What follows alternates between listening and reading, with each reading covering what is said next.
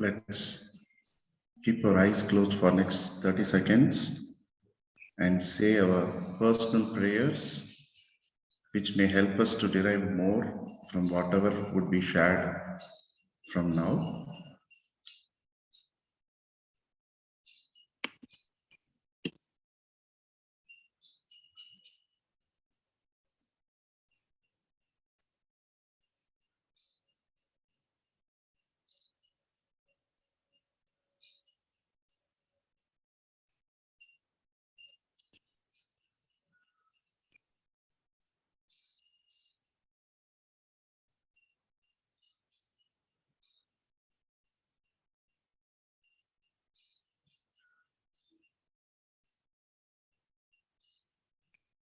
Once you have done the few blinks, you can open your eyes.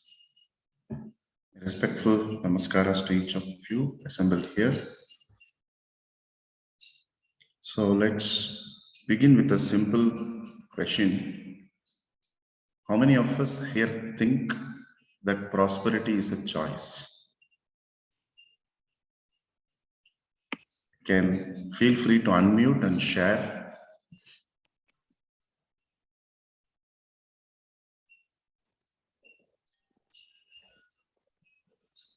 Yes, Hans? Yeah. Good morning, everyone. Yes, I believe prosperity is a choice. The universe is abundant. So it's up to us not to have limited thinking. That's my personal. Thank you. Absolutely. Okay, let me rephrase the question. How many of you feel that being prosperous is bad?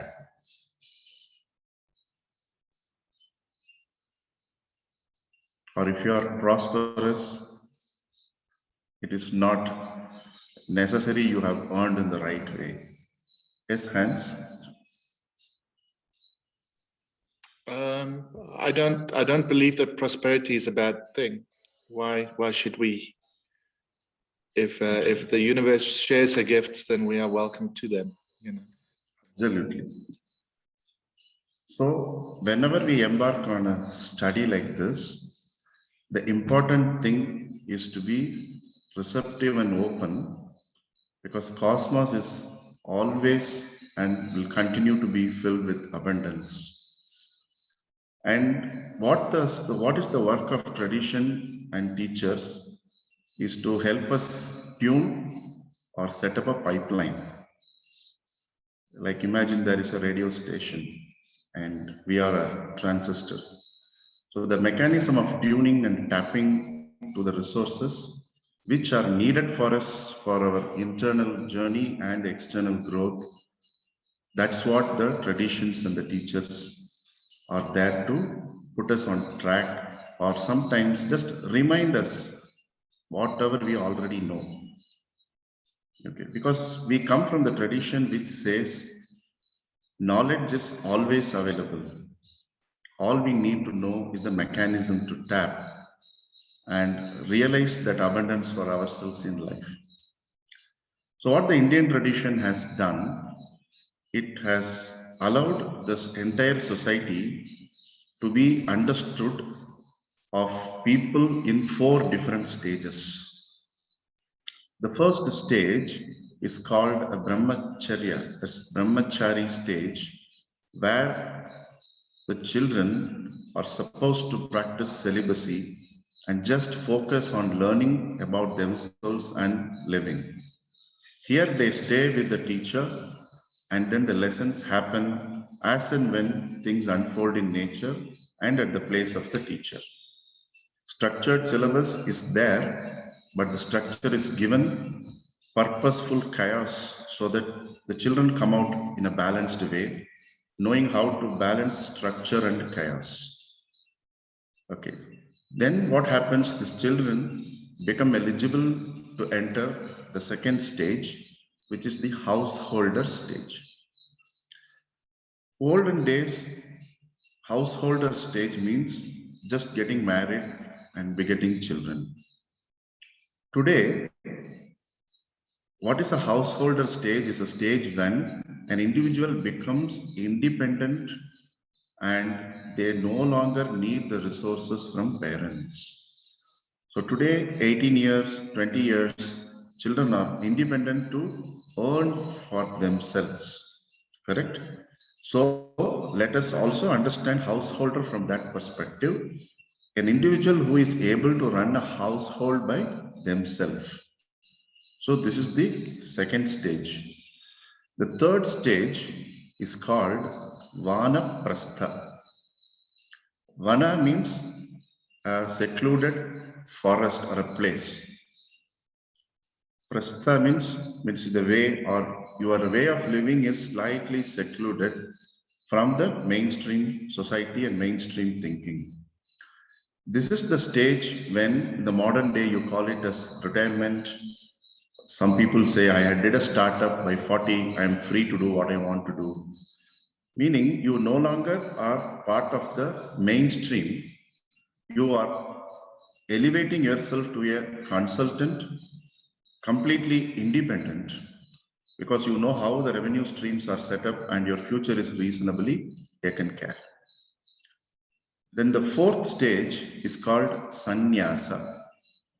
So what is sannyasa? Samyak nyasa means perfect withdrawal.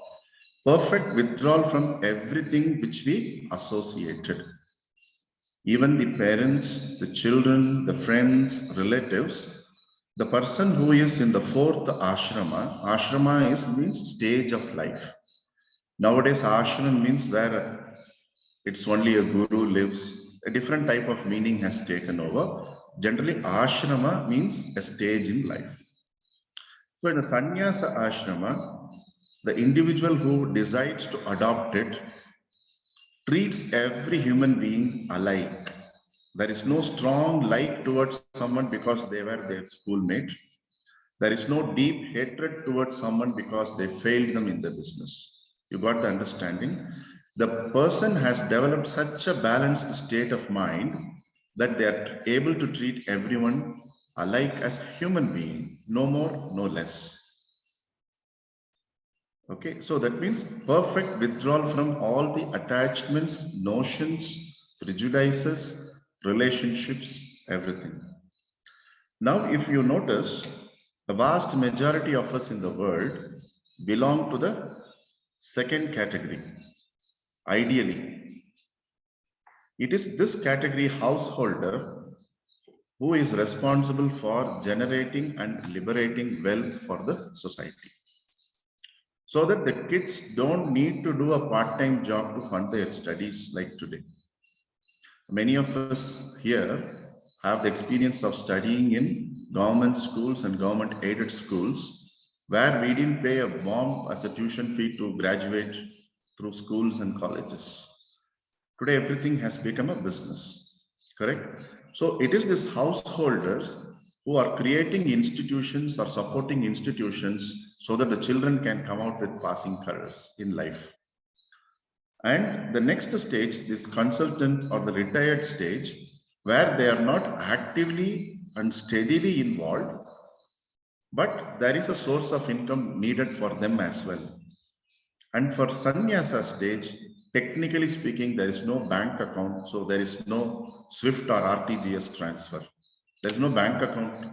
They live life as life presents to them every day in a place where they live. Okay. Even today in India and across the world, you have people in all these four stages. We just need to open our eyes and see.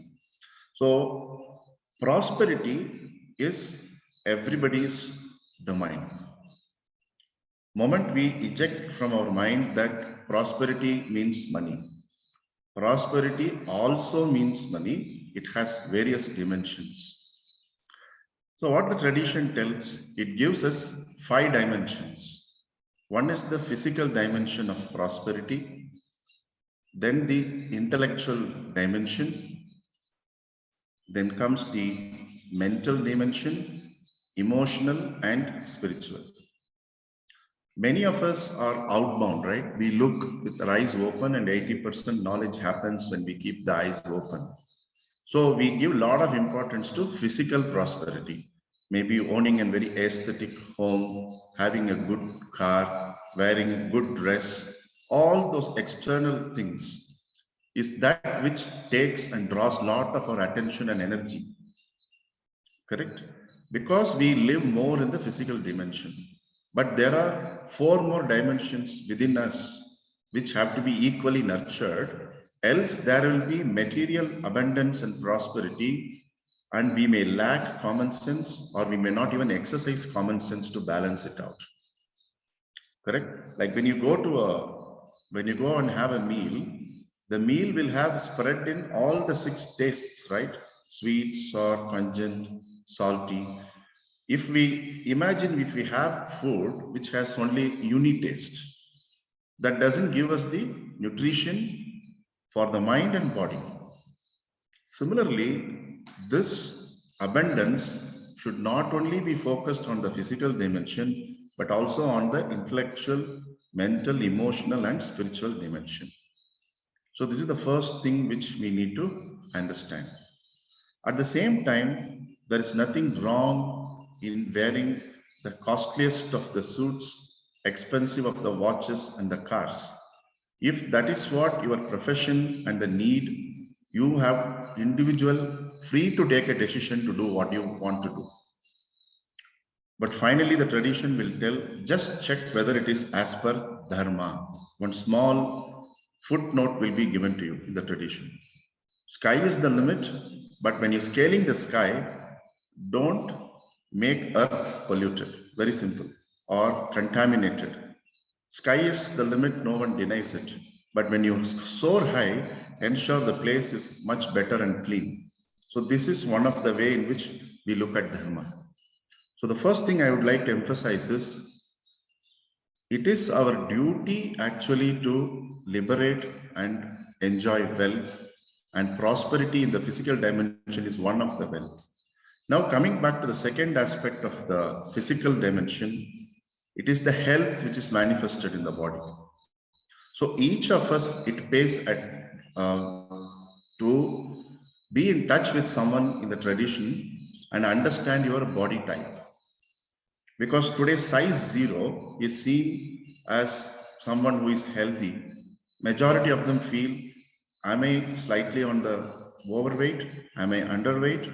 So instead of becoming experts on health, there are people who have studied for it for 6.5, 7 years. They have been working on that, right? Because of Google, everyone tries to be expert in whichever questions they have. So withdrawing from that, let us honestly approach an Ayurveda or a Siddha or a homeopath or a naturopath who is practicing in sync with nature. Whichever country we belong to, we have some people there. Try to get an appointment and fix with them what is the physical health which is required for the type of body you have, the age you are, the profession you do, because sometimes the sedentary lifestyle may require you to take care of your physical health in a much different way. Correct?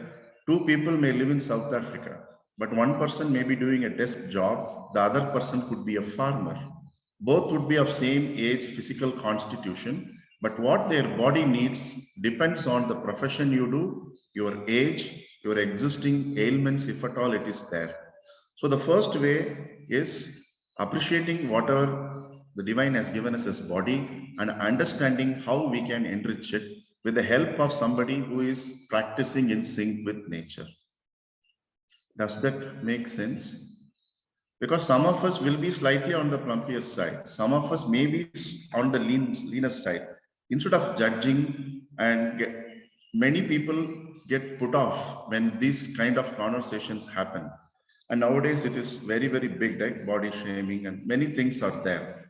So instead of giving ears to everyone, when you listen to an expert and just understand this is the way your body is and just accept it, that's it. And work on fortifying it, strengthening it, and making it completely balanced. So this is the second way of understanding the physical dimension. One is wealth and all that stuff, external wealth. Now, when we get into the second dimension, it is going to be the intellectual side, because today all of us are armed with many things in the intellectual dimension. Our school Say 100 years back, the number of people who studied school, graduated college is much more today, because today anyone can do 2 degrees in the same time thanks to the online boom after particularly the pandemic. You don't need to move away from your location. You can become intellectually enriched. Correct? So please have a right measure of your intellectual prosperity by figuring out, do you have the skill set required to excel your chosen career? If not, please make efforts to reach out to the experts or the institutions to help you become intellectually self-sufficient. Remember, this is a journey. Suppose you had mastery over a particular subject, the things are going to change very soon because the next version you need to work on. So like how you do housekeeping at home, which is a daily job, brushing your teeth is a daily job, keeping yourself intellectually abreast with what is happening in your industry and the connected industry and the macro and micro economy becomes an integral and indispensable part of our living. Why it is so? When you are connecting prosperity also to generating wealth, unless we are in sync intellectually with what is happening in the country, society, and economy, it is very difficult to keep up pace. And we also will know when to ask help and when to do it on our own. So please remember, this intellectual side is extremely important. So now, before we move into the next dimension, I thought we will introduce some Marma points and Qigong based techniques for all of us to practice together. It's going to take us 2 to 3 minutes.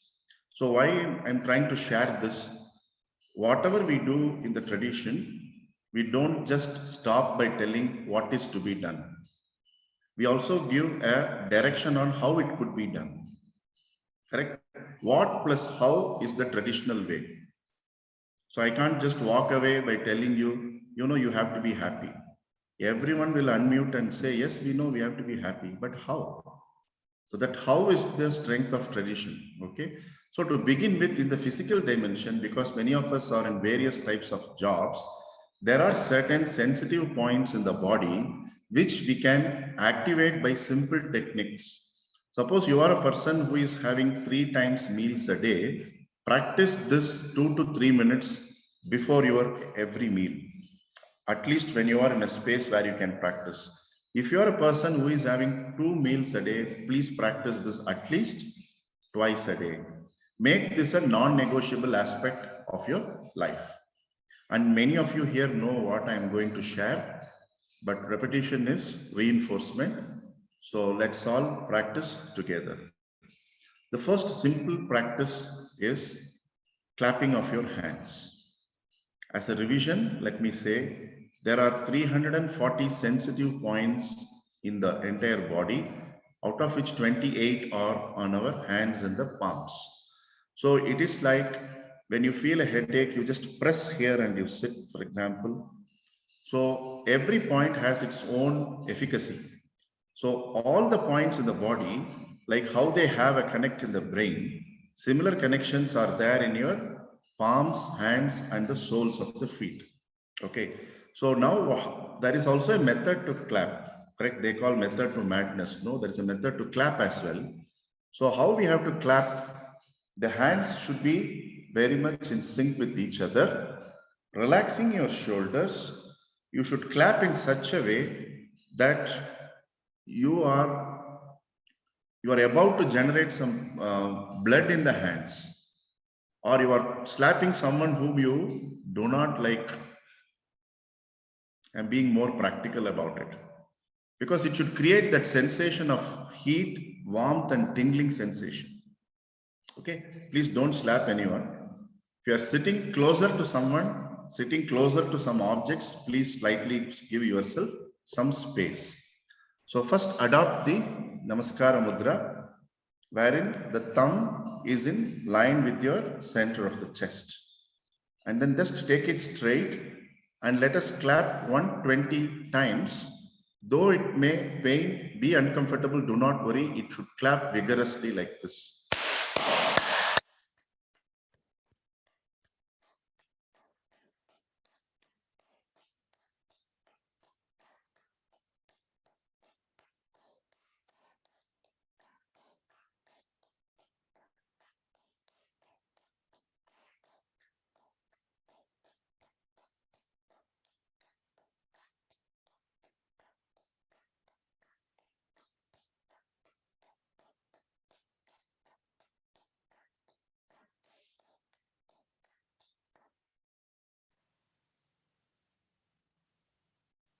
should have tingling sensation.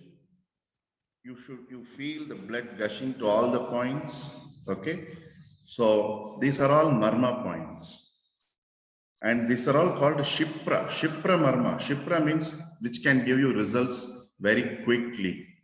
Okay. In conversations, you tell no in the corporate or in the consulting, you always tend to say, I know where to press the button to get my things done in this company. Many of us use these words, right? When you interact with people. So these are the buttons for your health.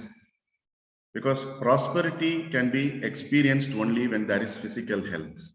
Without physical health, there is no enjoyment of the prosperity for which all of us work very hard. So this 120 strokes up to 180 strokes we can do at least twice a day. If you are a person who is having only one meal a day, do it once. 3 meals means 3 times. Okay. Now, the second technique, what you can do is coalesce the hands like this. 1, 2, and 3. So do this 60 times.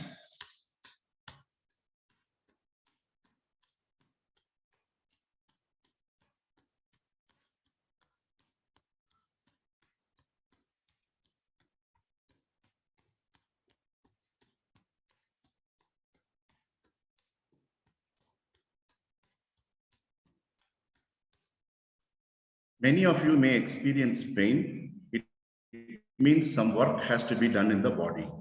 Consistently, if you practice for a month or 2, you will notice the pain reduces. Okay. Now, this portion was left out. So we do like this 60 times.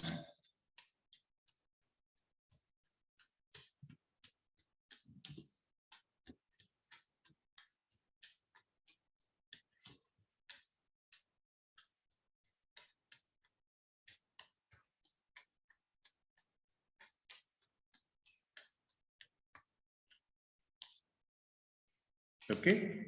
Now hold your hands like this as if you are holding your cycle bar. So this portion has to be pressurized, this portion in both the hands. So 60 times, slightly your wrist will bend in the sideways 60 times.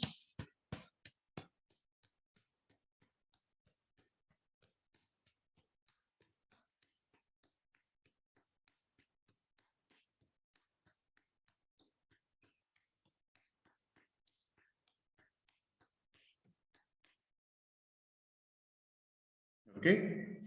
So everywhere you perform this, there is going to be warmth, because warmth is life, cold is death. Remember, warmth is life. You need to keep yourself warm in everything. When you greet people also. In fact, Amit taught me always use warm regards, not just regards. So that warmth is extremely important. Okay. Then this portion is very important portion for women and men, because prostate and uterus points are here, sensitive points. Okay. So 60 times like this.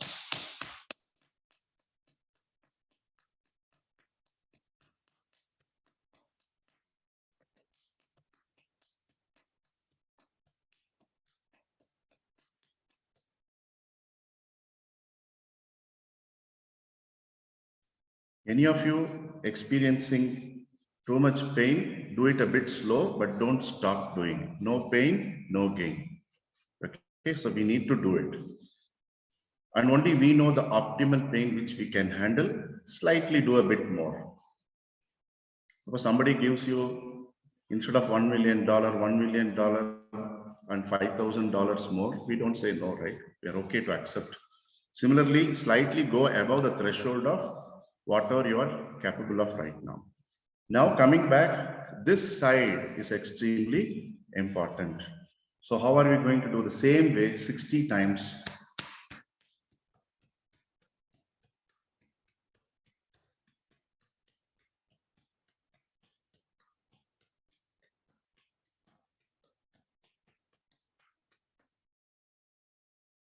Okay. So again, this portion is handled. Now the back side. People who have the last benchers will be knowing this place. At least in India, how many canes and the rulers have been broken by our teachers treating us in this place. Actually, they have done a lot of good. Somebody should study why last backbenchers also excel in life. There could be some secret here. So this is the way you have to hit.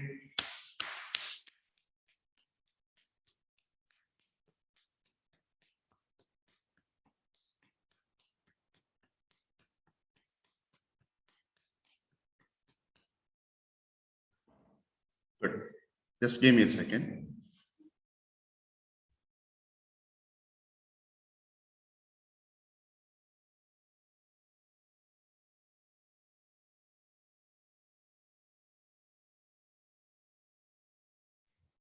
Okay. So backside, we have done the homework. Okay. Now this portion, all our internal organs, liver, spleen, kidney, heart, they have functions here. The brain's endings are here. They're also connected to the organs. So when people get this foot reflexology and hand reflexology, they find it body feels very light for that moment because they don't know what happened. It's like detoxification of these organs at that particular moment. It gives them joy at least for one muhurta. One muhurta is 48 minutes. They can experience that lightness and then body becomes normal. But these points are very important. So make a fist of right, and you have to bang circular, whichever way you want, but massage these places 60 times.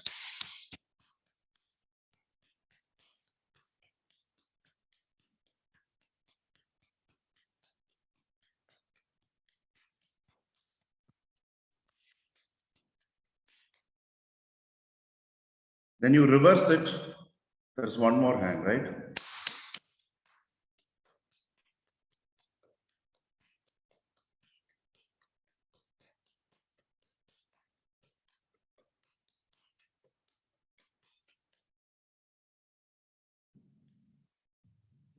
Okay. Now the last technique for having proper physical well-being, because all of you are from various parts of the globe, some of you may have access to Kung Fu, some of you may be practicing Tai Chi, some of you karate, some of you yogasana. Do those practices because that is available for your physical well-being at that part. And maybe your trainer asked you to do some cardio exercises, some gymming, running, walking. Apart from that, which is customized to you, these techniques are common for all of us. You understood? So the physical dimension we take care. And the last one is massaging the ears so that the direct impact is felt on the kidney. Massage your ears, press them very clearly for 30 seconds at least. Just pull them up and down. Ensure every part is massaged. And it also has a direct impact with the brain. So many of us as children, we have done some technique, no? I think dull students like me got a lot of benefit in school. The brilliant guys never used to get any punishment, right? So it is okay if you're a normal student. Okay, so after this, we do the super brain technique. Because of lack of time and space, I'm not introducing that. But there, you sit down and squat properly and pull everything. Because there are nadis which connect your right and left hemispheres of the brain. So the children grow up in a very balanced way, using the left and right hemisphere wherever it is needed, instead of getting slaughtered into a left brain or a right brain. Wherever we need to use the brain, correct? Left or right doesn't matter. Okay, so these are some of the ways in which you can add to your physical activities to ensure that prosperity is experienced in the physical dimension. Okay, any observations or doubts? And whatever inputs are being given is given for someone who is healthy. If they have some conditions, health conditions, let them consult an appropriate physician before undertaking all these things. I assume all of you are in reasonably good condition. because we are on the preventive side of life. Yes, Red?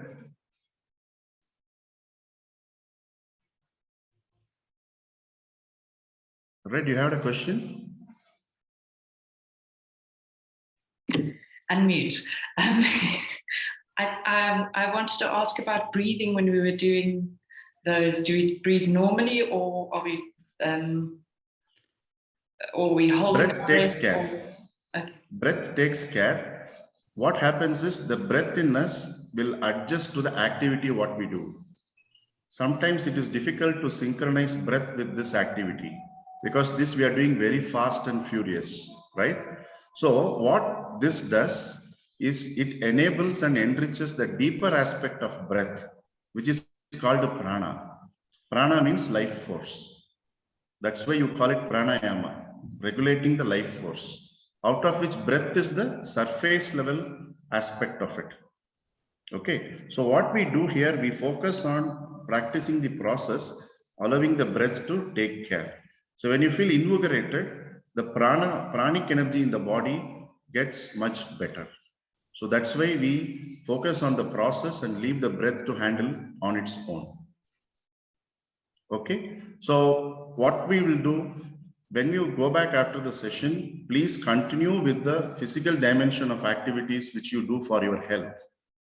As I listed, no, it could be yogasana, it could be taekwondo, karate, judo, whatever you want to do, running, jogging, cardio, gymming. But apart from all that, please have these routines, because these routines are going to help you strengthen the sensitive points in your body, leading to overall health. Okay. If you notice, your palms are still very warm. Have you noticed it?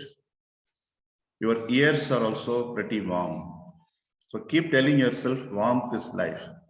Why I keep telling this, many times people come to us and say, I don't want stress in life, right? Without stress, there is no growth. So when you are stressed out, you will see the body getting warmed up to handle it. Like how you do warm-up exercise before any activity, body naturally warms up to face stress. So how to understand stress, because it is always shown in the physical dimension, right? The same question I'm going to ask, for many of you, it may be a repetition.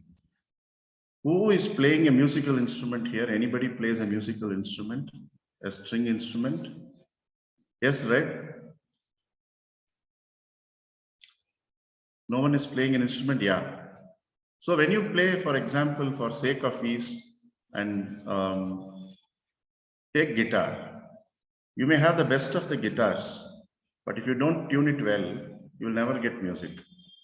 You can't say, I bought the guitar in auction, it was used by Beatles, what will happen to it? You can keep it in the showcase. The purpose of guitar is to produce music, right? So for producing music, the strings have to be having optimal stress, else there is no music. So what you are doing in this physical dimension of these exercises, combination of Qigong and Marma therapy, is you are fine-tuning your body. See, when you get a lot of anger, liver gets affected. When you get greed, another organ gets affected. There is a map available with your Ayurveda and Siddha doctor. They'll exactly tell you which organs will be affected. By doing this daily housekeeping of these techniques, you are flushing out the toxins which are accumulated there. Because energy, any negative energy comes into the system and stays like a toxin, right? You need to detoxify it. Is that fine? So please make this as part of your daily routine.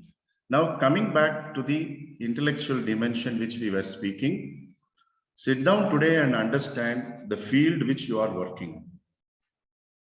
Okay, first. Second, list down the things which you are already having a grasp of in the intellectual side. And list down the things which you know you have to catch up, which are in the to-do list for the at least last 3 to 4 months. If you do that, your intellectual dimension can be much better. Correct? So list down at least 3 things which you will do to strengthen the intellectual side of your day-to-day life. It could be reading books relating to the profession, correct? It could be studying a new course and applying it. Whichever way, the choice is yours. But like how you do something to keep yourself physically active, same thing intellectual dimension also we need to do. Is it okay? Any observations?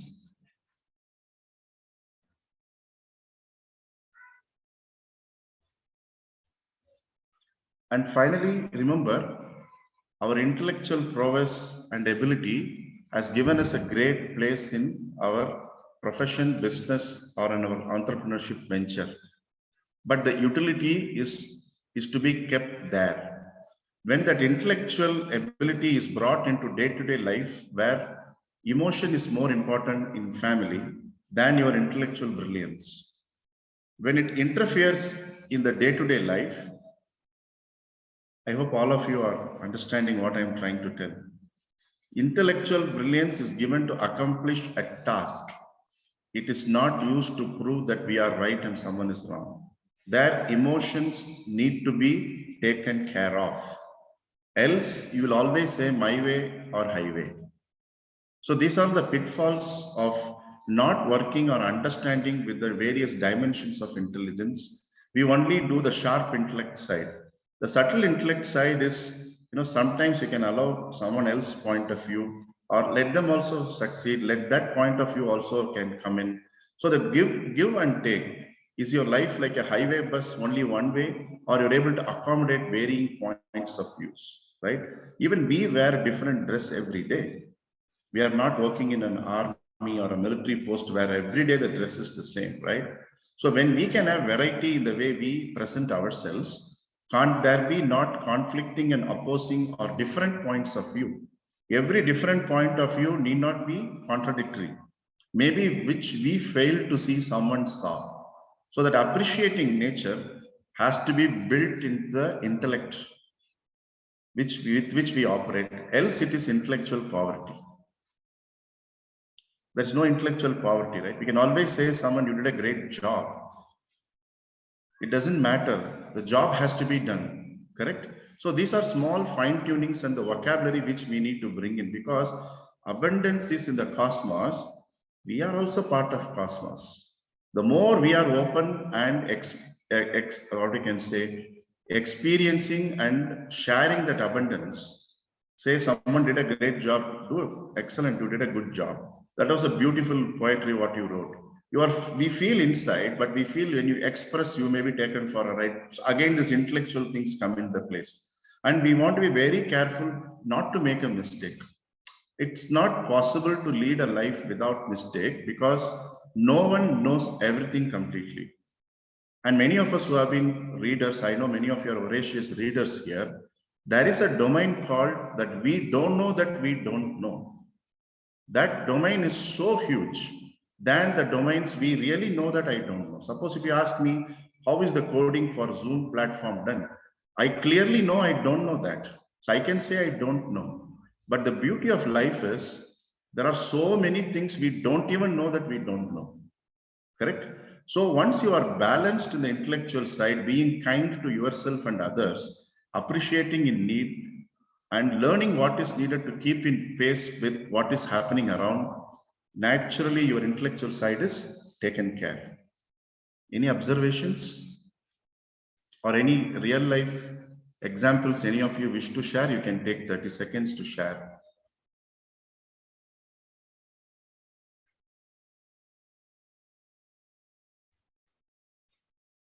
Okay.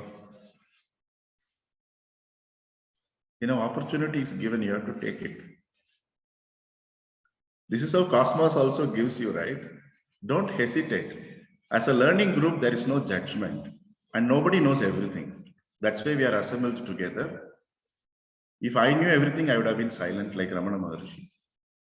I also try to learn by interacting and learning from everything, right? So opportunity is presenting, please share. Yes, Hans, please go ahead. Good morning again. I just have a question. What if you're in a situation and you experience something, in a work situation, and you see someone who addresses another colleague or a supplier but they treat them kind of rudely. You know, it's in my context, they don't show ahimsa. And then so intellectually I experience that and I feel that what they are doing is wrong. But it's almost yeah, and then so obviously an emotion arises where I feel conflict to what they're doing, but I don't have the capacity to speak my truth. So I don't know if this is where, I just have a question. How does one handle that when there's a struggle between intellectually what one perceives and then emotionally what one feels? See, Is many this the right times, place? if it is part of our resolution as per the profile, we can go ahead. Second, there are undercurrents. We don't know the past between A and B, which has resulted in that kind of a situation. So this is why companies have standard operating processes and procedures where the role of emotion is kept to a minimum. People work to a list. So a lot of these things can be handled. So that maybe it is time for the organization as a whole, if given an opportunity in a 360-degree review, many of you who are sharing similar views without taking it personal can give to build a robust system where everyone is treated at par, correct? An inclusive way, vendor or the other side, without them, we are incomplete, and without us, they are incomplete, right? So it needs two to make the sound. So that could be one way of doing and strengthening the processes so that the emotions are left for like a topping on the cake than the cake itself, right? Then the undercurrent between two of them, we may not know. And what we study in the tradition is there are four different ways to deal. The first thing is you try talking sweet with logic and tell what is right and what is wrong. That is called technique. The name is Sama, means sweetly you speak with them in a very polite, courteous way. The second one is called incentivizing. We say, you know, if you come on time and deliver everything on time, you will get certain points. So we'll give you priority, some incentive, material incentive, or you can sit in the lobby. When you come soon, you know, 50 people can be accommodated here. You could get a place to sit there. So more than doing the job for which we pay them, we also show them the incentive. Only when these two stages cross, then the third stage of Veda comes, wherein you call them and reprimand, you issue a memo, if it is part of the company policy. In many company policy, you have to give it in writing. You can't shout at somebody, which is not courteous way. So the systems are to be handled. The final way to deal with the situation is danda, wherein the punishment, extermination or suspension of the services need to be done. So every situation, every interaction with another human being or another being, we need to take forward in this four. First, talk with properly with logic and reason, without putting people down, without giving the idea that you know and they don't know. So these are some of the undercurrents which we need to manage when you talk polite and sweet. Then speak about the incentives. You know, as a team, if we do well, our bonuses are going to increase. Our company will do well. Customers will be happy. Then repeat customers and our salaries will be steady. And it's a feedback system. And then third, we build in a system of memo, even that in a polite, structural, logical way, because we agreed to this and it appears you might have failed, and give them an opportunity to explain. Because sometimes we may not have seen what went into the project, right? The fourth stage is where you underwent all this process and you can say, I no longer take. So this shouting at people, punishing them, suspending them, you know, reprimanding, all that will happen at the fourth stage, not at the first stage. Okay. So ahimsa also is practiced in thought, word, and deed, all the three dimensions, right? So we need to see whether the person who spoke in the incorrect way is their practice also similar to your practice? Because someone may not have the understanding and depth of your practice, so they may behave that way. Opposite may also happen. Somebody will tell, despite practicing spirituality and yoga, why this person is not seeing the basic stuff. So remember, there are two sides to the coin, right? So these situations are best handled by the person there, and it is good to undergo these kind of conflicts. Remember, like how the moth becomes a butterfly. These situations are going to help us go through that struggle to flower or become a butterfly. So that is the way we handle. There is no straightforward prescription for this. Okay. Now we come back to the mental dimension of prosperity. What's the mental dimension? We try and stay balanced as much as possible. Like we have a balance at a vegetable vendor shop or a jewelry shop, correct? There is a balance. Balance does not always mean equal, because on one side there is the weight component of pounds or grams is there. The other side, gold or vegetables are there. It somehow balances out. Correct? So this balance is the key for mind. So what is the first statement we try to tell is, even this will pass away. This statement was popularized by Swami Chinmayananda. He said the situation has happened. If the mind says, I can't accept, it agitates. The first thing we should say is, no one can change it because it's done. That's why it is past. And second, even that situation is going to pass away. What can I do now? What can I do now? This is the question which is required. Otherwise, the mind does overtime. It doesn't allow you to sleep well, resulting in insomnia. It creates a lot of hallucinations and imperfect thoughts about situations and people which may be incorrect. Correct? So finding a way to balance out. Here is where our hobbies come into play. Our interests other than our profession and running a family. We might have long forgotten the art of collecting coins, correct? This numismatics or the stamps, philately, or we might have been a person who wrote a poetry once in a while, which we forgot once we got married or we got into busy life. So the things which can give you balance to the mind are the things which you naturally gravitate to.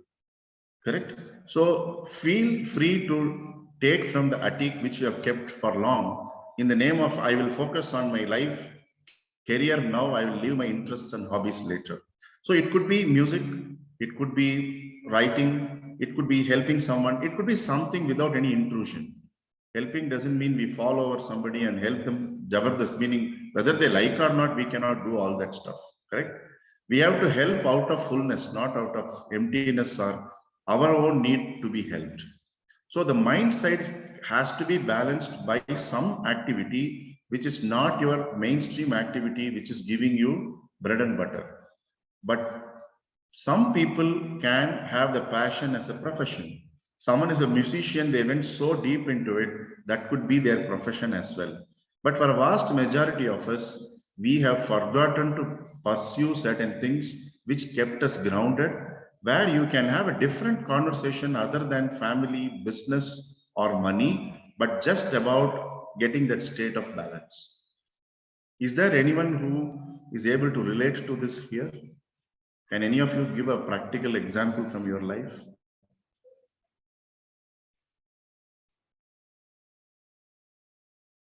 Shruti? Yes, Krishna. So I think I did follow my passion because health and food was something like really close to my heart. So that's exactly what I'm doing. Putting healthy food out there. But having said that, there's also a lot of other things that I'm really interested in. And the real challenge is to actually find time to do everything. Yes. Right? Even if it is your passion, right? I think there should be a time where you can actually cut off. True. Right? And just be. In fact, I just wanted one corner of the thread from any of you, and you provided it now. Just one thread to get into that. The reason why that's not happening is because nobody is going to pay you for playing music. You are just with your own guitar. You are just writing your poetry. Random House or Penguin is not going to come and give you an advance for a hefty advance for a book. Correct? So somehow we have started to attach value to things which has money value. This is one key area which we have to work out. Imagine if Shruti's original thing was music, but she had to work in the food industry. It would have been very, very disastrous thing. She is being saved because her passion and profession by her own good karma. Nobody creates. We create our own things, right? Our own blueprint of life we create. How many of us are as fortunate as her?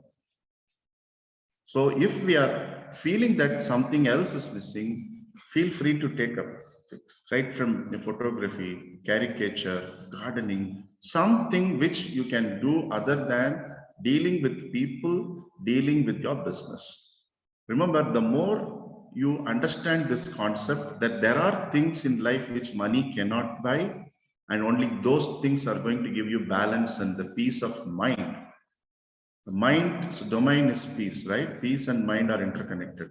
So some value to things which we value, which money may not value. So this is a deeper question I am leaving with each of you here today. Hope it's okay. Okay. So thanks, Shruti, for volunteering and giving that small space to get in. And the fourth dimension is the emotional dimension. Why we have made the emotional dimension in the fourth is because emotion, I keep feeling that it is the topping or the icing on the cake. You can do a great job, but the way you present is actually the hallmark of how you have mastered the emotions. That is your expression, right? You can say anything, but how that is presented is also emotion attached there. Because emotion is nothing but energy in motion, emotion. So we need to be very, very clear there. So what the tradition says, have a connect with the source which is higher than you, at least in the transactional life. You want to call it God, you call it God. You want to call nature, you call nature. Or you believe in a principle, like for example, if Hans says, I believe totally in ahimsa is the way of life, living and let living. He could take that principle as his source. This is called free society. Each chooses which to stay connected with. Like if I give you, there is a program called Spotify, no, people download. Yesterday I saw an advertisement.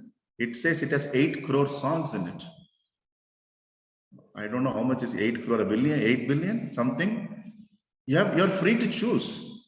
Similarly, let us not be restricted by the religion, the culture, the creed, the caste, and the background we come from. Let us sit down quiet and calm and understand the source to which we connect with. It could be your breath. It could be a center at your heart. It could be your God. It could be a goddess. It could be a teacher. It could be a tree behind your home. But you need to make a choice, because the moment you say emotion, there are two things. You are there and an event or a person is there. The connect is the one which we need to perfect to experience emotion in a balanced way. So what they say in the tradition, whether you experience failure or success, before you do the job, while doing the job, at the end of the job, submit yourself completely to this source. Feel that that source is like a CCTV camera with you always observing your rights and wrongs without judging you. It is there with you. Correct? When a child starts to walk, the child thinks it's walking on its own, but the parent is there right behind. They may not touch the child, but something happens, the child will have a protective shield, right? Like many of them, when they ride cycle, they have two small wheels on the other side. Till they reach that balance, that source is the one which is supporting them.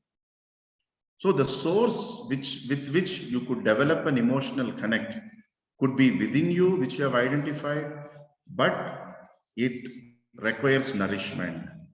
Like you have your breakfast, lunch, dinner, spend quality time with that source every day.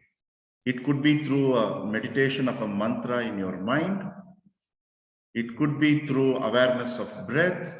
It could be through pouring out of your emotion to that source in the form of a poetry or a music or something. But this emotional connect, having it every day, like recharging your mobile, is extremely important. This differentiates a level-headed person from everyone. Level head doesn't mean you are a machine. You may go off balance, but you come back to balance quick. If you are wrong, you are ready to accept you are wrong, and you try to stay in balance for as long as possible. Otherwise, only a dead person and a realized master can be called level-headed, correct? Because the dead person has no mind, life is gone, master has gone beyond mind. So for normal commoners like us, level head means, remember the scale balance in the shop. At some point you balance it, but with experience, a vegetable vendor would easily tell, place 5 potatoes there for 1 kg. Today's potato size is that. With that experience, they're able to balance the scale quickly, right? So the more you understand about yourself, you will be able to regain the balance very quick, because you are the weighing machine and you are the weighing master, and you are weighing people and situations. So this art of weighing is the key to balance, and emotions can be expressed.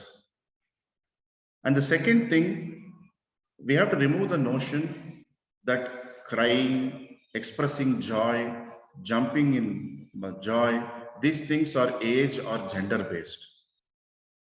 It's absolutely okay for a man to cry. It's absolutely okay for women not to cry. Gender, we should not attach too much importance, because the software, the mind which we are made up of, is different for different people. So don't go by the past conditioning and stereotyping of the mind when it comes to expressing your emotions.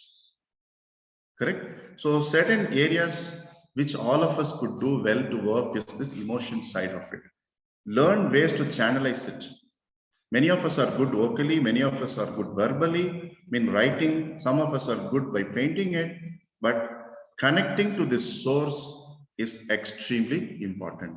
So what one can do, like how you have 3 meals a day, at least have one sitting with your source. You are traveling by Uber, no problem. Close your eyes, connect with the source, and just mentally share what you felt throughout the day. Seek for help. Even in computer, you have to press F1 for help, right? Computer has all the softwares which can help you. Unless you ask for help, who is going to help you? Correct? So emotions tell you, I have tried my best. If I'm breaking down, it's absolutely okay. That is why emotions are there for. Tear glands are there for everybody. Even a cow cries, a dog cries with emotion when they are attached to us. We also are human beings. So feel free to express your emotions gradually. Do not bottle them up, because they will lead to psychological, mental, and physical complications. Because that is also going to be on your way to achieve all-round prosperity. That expression of abundance comes through emotion. And the final dimension is the spiritual dimension. Like I keep telling in our sessions that going to a church doesn't make you a better Christian. Going to a temple doesn't make you a better Hindu. If it can make, then I can go to a garage and call myself a mechanic. I can't go to a garage and call myself a mechanic. Similarly, our visit to a place doesn't make or unmake us. It should make us think. The work is needed. Like if I have a liking to being a mechanic, I need to put a lot of hard work, be an apprentice to somebody, learn how the bikes work. A 2-stroke bike works, 4-stroke bike, now electric bikes, battery bikes, so many things. It takes time to master and become a good mechanic, if not a great mechanic. Similarly, when you go to a church or a temple or a mosque, it doesn't make us a better Christian or a better Hindu or a better Muslim. Have we understood the essence and put those precepts into practice? Are we able to see the interconnectedness of beings? So my request is just go and read about the butterfly effect. A lot of studies are done, right? What is a butterfly effect? A small flapping of the wing somewhere of a butterfly can create somewhere a storm somewhere. Because everything in the cosmos is intricately connected. So every day, when in Indian tradition, how we pray, Loka samastha sukhino bhavantu. Sarve bhavantu sukhinaha. All the Vedic prayers are not for individuals. It is for a cosmic prayer for the well-being of all individuals, animate and inanimate. So that is called the original spirituality, where we see the spirit which is permeated in and through every object we are able to see and not see, experience and not experience, whether we know that exists or it doesn't exist. So this is the one which gives us the idea world is a family. That is the spiritual side of prosperity, that everyone has a space to live. Everyone has their own way of thinking. How can I live from my side, reducing the waste, reusing, recycling? So the thought process which is coming there, do not think a government is going to step in, a corporate is going to step in. Nobody is going to step in. We need to handle our prosperity. The more we need, people like us handle, the entire system becomes prosperous, then the society becomes prosperous, and the country becomes prosperous. It's all a trickling effect. Like you throw a stone in a pond, the ripple effect happens, right? But somewhere we have to start. So what we can do is physical side, mental, emotional, intellectual, and spiritual. These 5 dimensions, let us keep ourselves open to abundance. And if some of us are having the notion that abundance is of a physical origin or a physical nature, let's understand they are all these 5 types of dimensions, 5 types of prosperity which is there. Okay, so now why I'm telling you this, there is a reason why we named, yes, Hans? Sorry, Krishna, I just have a question. So for the spiritual prosperity, are there any practical steps that one can implement similar to the emotional prosperity that one can follow or practice in one's daily life? Yes, we can. How sustainable our life is. Are we recycling things? Are we reusing things? This is a very basic way to understand, right? Spiritual is not an external manifestation. If it externally manifests, it is okay, but it's an internal job. Correct? That is one method of doing that. And seeing the connectivity with us, with every being. So for example, how many days have we thought about what is the life of a butterfly? What is so great about monkeys? What is so great about a squirrel? Just sharing with you. So what is the connectedness with all of us? There's a life cycle, no? That interconnectivity. Oh, if there is an owl, the owl signifies there is some rat in the system, in the farm. Snake also signifies there is a frog or a rat there. If you disconnect even one of them, the entire cycle feels disconnected, right? So like that, we have to see the interconnectedness of every being with whom we deal and which we do not deal. For that, we study more about that butterfly effect. So what we can do is, we can do every day a prayer which is for the well-being of the cosmos. I'll just share that with everyone, right? But it is called Loka Samastha Sukhino Bhavantu. Let every being in this world be happy, peaceful, and prosperous. Because we cannot have islands of prosperity in oceans of poverty. If everyone lives well, we also feel happy about it, right? So that kind of a nature where we find the interconnectedness is where the spiritual dimension comes there. Going to temple, meditating, not meditating, following a teacher, not following a teacher, that's all your personal choice. But living as a responsible human being, understanding the interconnectedness, and what can I do more to further their life? Correct? We have some need, we can go to a supermarket and buy. But if the birds need water, have we at least kept a pot of water for them in summer? Very simple techniques, right? Is it only my life, or my life is just a speck? I'm just a small cog in the entire chain. So what am I going to do to enable the entire chain to do well? So slightly raising above the individual need for the collective need. And easiest way is to start with the prayer, because everyone may not have the material wherewithal to help everyone around. But from the bottom of the heart, we can pray for peace and happiness everywhere. Correct? So these are the 5 dimensions. And the easiest way to start working with that is to make a list of gratitude. These 5 dimensions can work well when you have a list of 10 things. Every day you get up and say, I really thank for this to happen. I have a great family, I have a good friend, I have access to knowledge. Suddenly you will feel there's a whole lot of things to feel grateful for. So make at least 10 things, and whenever you feel low, empty, just go through that and feel great. Okay, so there was a doctor in the West. He discovered a science, a separate study called switch words. Many of you may be knowing him, James Mangan. So he has given 4 words which we can say every day. I'm just typing that on the chat box. Many Srimad students know that.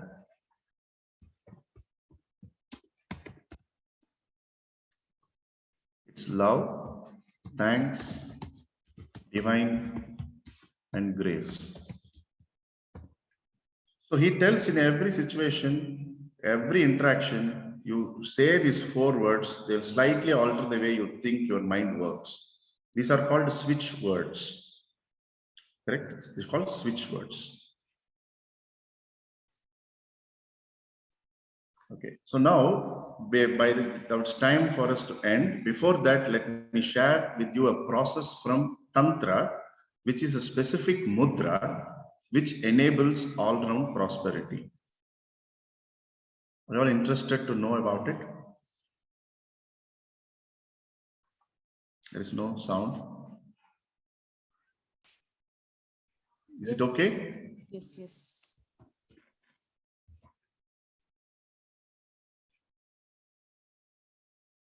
There is absolute silence.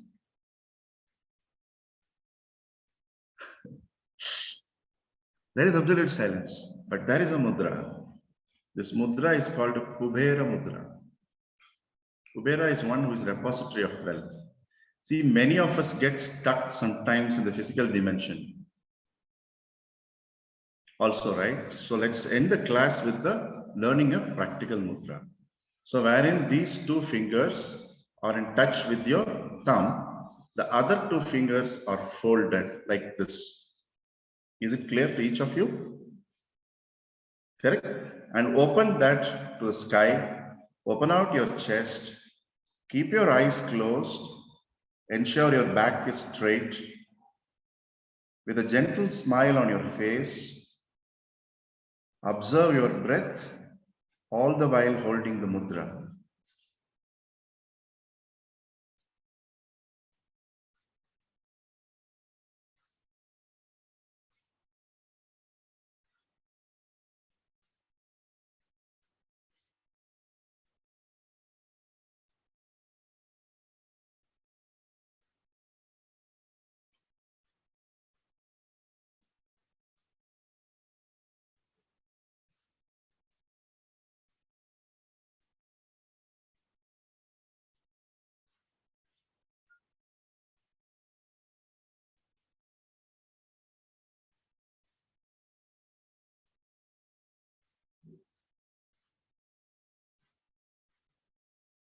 With a few blinks, you can open your eyes. So this word, love, thanks, divine grace, is English, all of us can understand. And this mudra, whenever certain thoughts come to you relating to prosperity, sometimes it is okay not to intellectualize it. Like when you're having a cup of ice cream, instead of enjoying the taste, you don't need to think about the chemical names of the ingredients used. I feel that only a sadist will do. The ice cream is waiting to be enjoyed. So enjoy that ice cream, right? So don't worry too much about the intellectual side. Correct? So sometimes we need to do that, enjoying life like how you enjoy an ice cream. Forget too much details. Don't restrict yourself intellectually many times. And obviously, you can't enjoy ice cream with this mudra, because someone will enjoy your ice cream. Okay? Unless it's a iced coffee, you have a straw, you're taking it, enjoy it with the mudra. So what I'm trying to tell you, whenever you have time and whenever the thought of prosperity comes into you, please adopt this mudra. Whenever you are thinking to work out a business plan, seek connect to the source in the emotional dimension, communicate to the source sitting with this mudra. For everything, there is a mudra, right? If one of you say like this, that means I should stop talking. This is the mudra. If you're saying like this, that means I didn't speak something correct. You are warning me. That's all gestures or the subtle points which the mind is giving to communicate, non-verbal communication. So mudra is actually means, many meanings are there. The simplest meaning is mud means delight. Dra, it's actually the English word draws from this word. Dra means to draw forth. One of the meaning of mudra is to draw forth delight. So when you sit with this mudra, first be grateful. Remember your gratefulness list. Remember your goals in life. Be happy state when you are doing this, correct? And then just sit quiet. If you know a mantra, practice. Otherwise, chillax. Don't worry about too many things. Just be with yourself. Just be with your goals. Even if you don't want to be with your goals, just be with your breath, with a smile, with a relaxed shoulder. Just enjoy this mudra. So I request each of you to participate some of these things and please give me feedback. At least practice 3 weeks. If at all there is a fee for this program, your feedback is the fee. Because abundance comes not just from money. There are various ways to invoke abundance. So my request to all of you is, if you have put at least a few points to practice, send me a personal message of your experience or a recorded video or a testimony after minimum 3 weeks of daily practice. That is the only fee or dakshina I am asking from all of you today. Is it okay? So formally, we come to a close. If any of you have any observations, we can listen to those observations. I request Amit to moderate.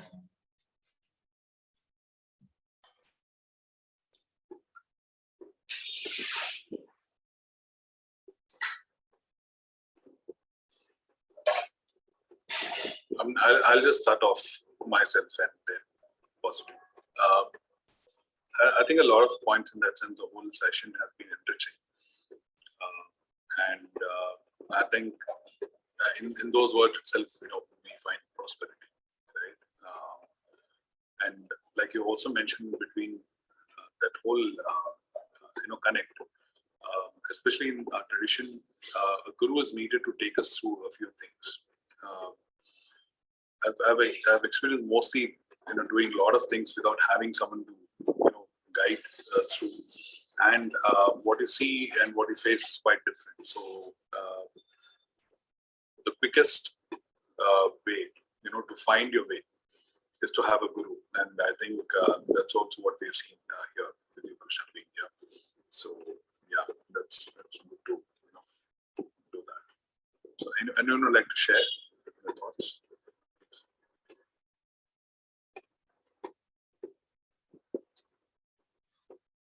Shruti?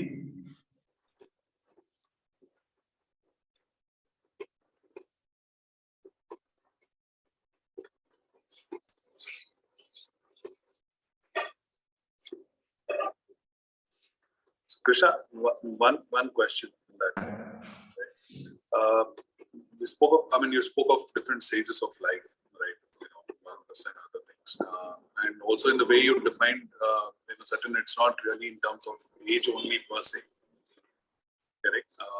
But then also the lifespans despite the pandemic, whatever we're seeing, it is increasing across the world, and a lot of things are getting redefined even in here in terms of how long you're working or not and all that. So in this context, how does someone, be still involved in a certain way and still, maintain a certain level of, detachment, if you can call that? Or how does this apply to today's world in a sense?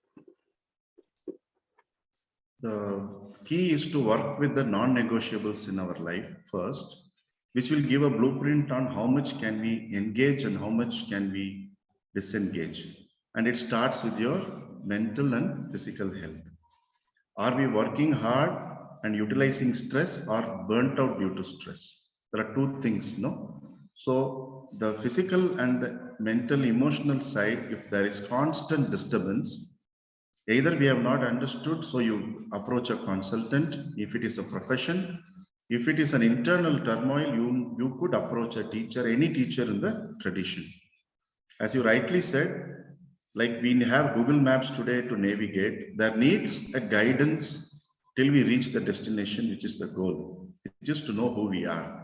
So the key is to seek out for help and also look into the professional side. Suppose if we have a portfolio manager, we have a chartered accountant, having professional discussions with them to see the financial sufficiency, which is matching with our goals in life, correct?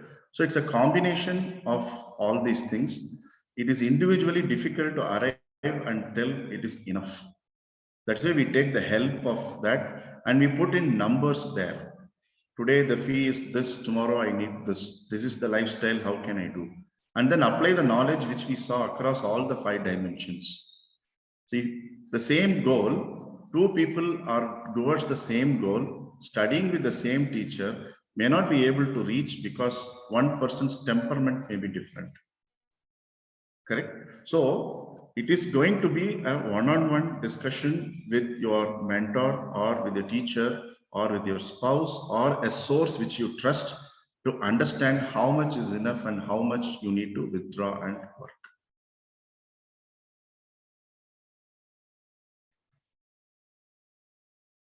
Thank you.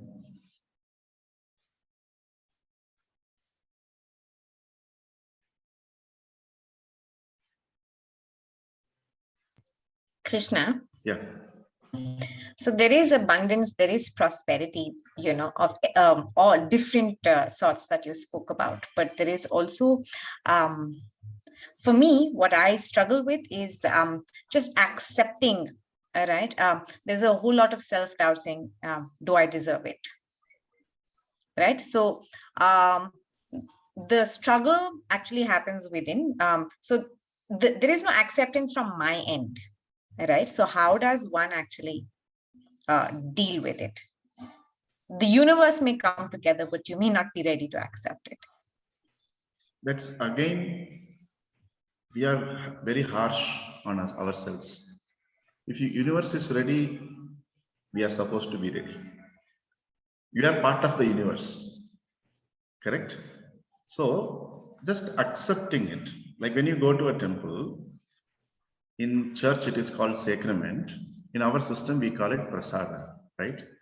So you don't sometimes agree to what is given as a sacrament or a prasada. But because you know it has been coming time tested over a period of time, you first accept it. Correct?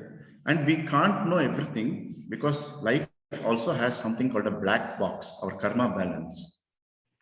So to clear off all that only, we bring in that gratefulness list and then we think and thank people who are associated. And maybe that abundance which is waiting to unleash through us has a larger thing to play. So we see what is that life's, the way life has been unfolding for us and just accepting it, that's it.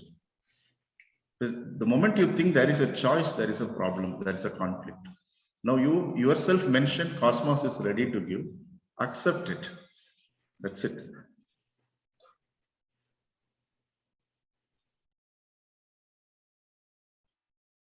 Yes.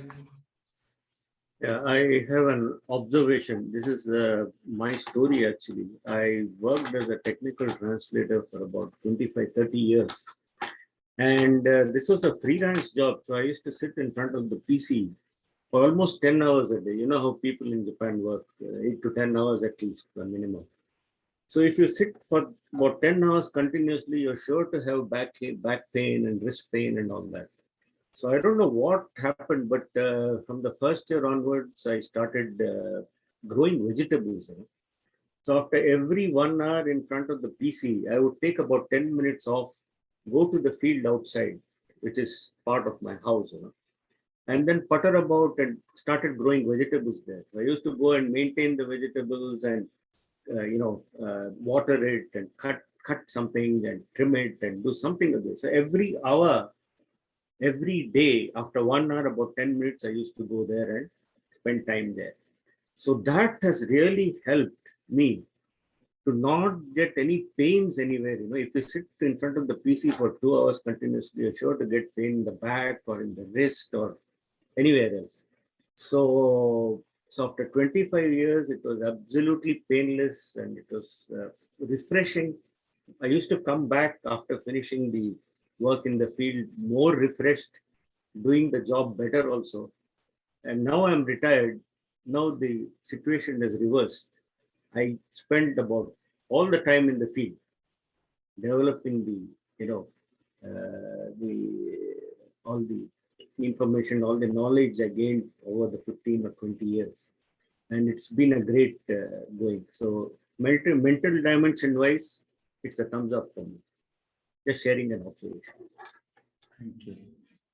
We understand how prosperous you should be when you have land in Japan to do agriculture. I have seen photos of whatever you do, amazing thing. Whatever you do, you generally go deep into it. So fantastic. Yes, Hans?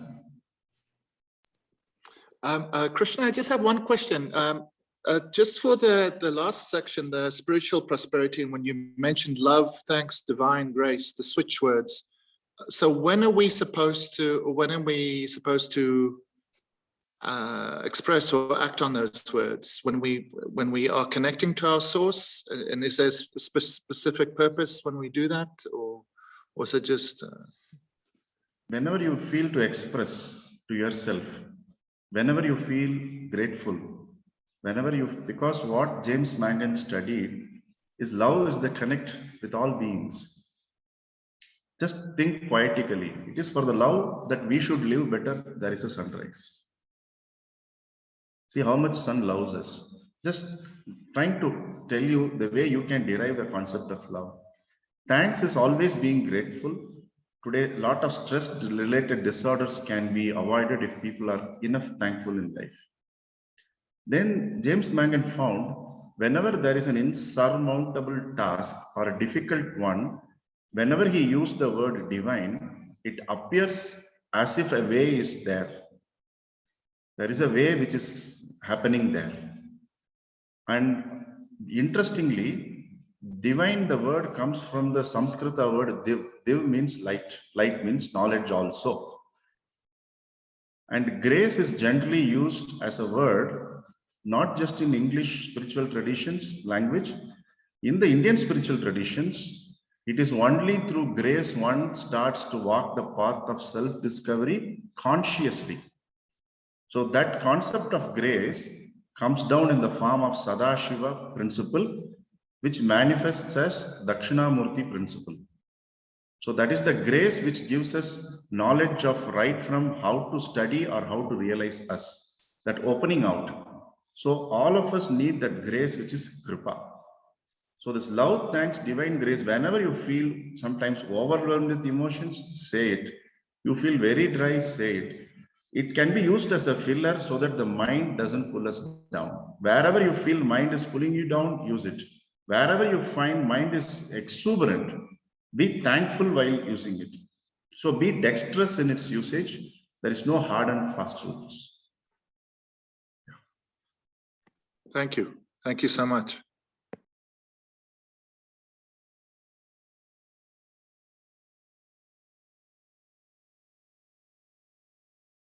So thanks to each of you for making this learning possible. So all of us, including me, I think we gained some points to ponder over. And thanks again to each of you. Loka samasta sukhino bhavantu. Thank you.